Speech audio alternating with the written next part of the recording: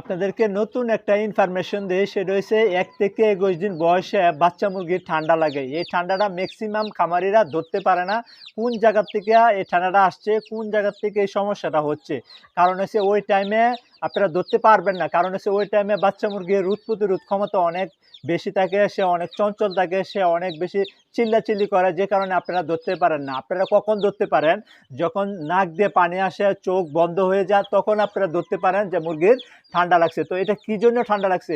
আমি আপনাদেরকে, মুরগির শরীর কিন্তু বেশি গরম থাকে। আপনারা যখন ৫ দিন বয়সে ভ্যাকসিন করান, আরেকটা ২১ দিন বয়সে ভ্যাকসিন করেন, ভ্যাকসিন করার সময় আপনারা এরকম ক্যারেটের ভিতরে বাচ্চা মুরগিকে ভরে জাম করে ভইরা আপনার রাইখা তারপরে আপনারা ভ্যাকসিনটা করেন। তো ওই যে মুরগির শরীর গরম থাকে, গরমে এদের ঠান্ডাটা লাগে যায়, গরমে ঠান্ডাটা লাগে।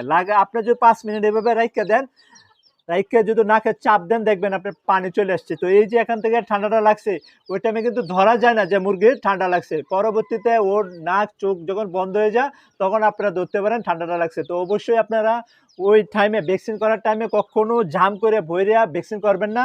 সবসময় খোলাসা করবেন। এই যে আমার এখানে দেখতেছেন প্লেন শীট দেওয়া, ওই সাইডের বাচ্চাগুলো এই সাইডে নিয়ে আসছি, এখান থেকে ভ্যাকসিন করে ওই সাইডে নিয়ে যাব। তো এভাবে আপনারা খোলাসা করবেন। আর যদি ক্যারেটও নেন, ক্যারেটও খুব পাতলা করে বাচ্চা নিবেন, যাতে গরম না লাগে। গরমে কিন্তু ঠান্ডাটা লাগে।